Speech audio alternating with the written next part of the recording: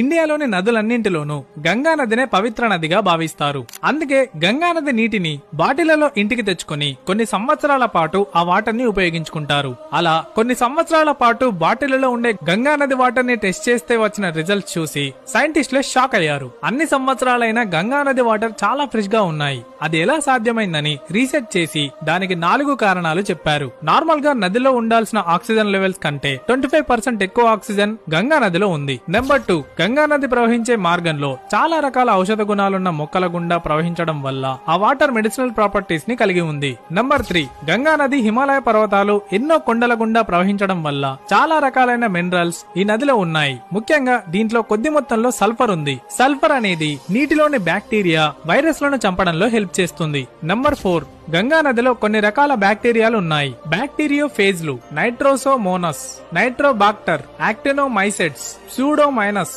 Bacillus ఇలా కొన్ని రకాలైన బ్యాక్టీరియా నీటిలోని హానికరమైన వైరస్లను చంపేసి వాటర్ క్లియర్ గా ఉండటంలో హెల్ప్ చేస్తున్నాయి. ఈ 4 కారణాల వల్ల గంగా నదిలోని వాటర్ దానికదే శుభ్రం చేసుకునే సెల్ఫ్ హీలింగ్ ప్రాపర్టీస్ లను కలిగి ఉంది. అందువల్లనే అన్ని కోట్ల మంది గంగా నదిలో స్నానాలు చేస్తున్నా ఏ ఒక్కరూ అనారోగ్యం పాలు కాలేదు. అసలు ఎప్పుడూ బయట ప్రపంచానికి దూరంగా ఉండే అఘోరాలు, నాగసాధువులు ఈ కుంభమేళ టైంలోనే ఎందుకు కనిపిస్తారు? ఇది తెలుసుకోవాలంటే నెక్స్ట్ వీడియో చూడండి.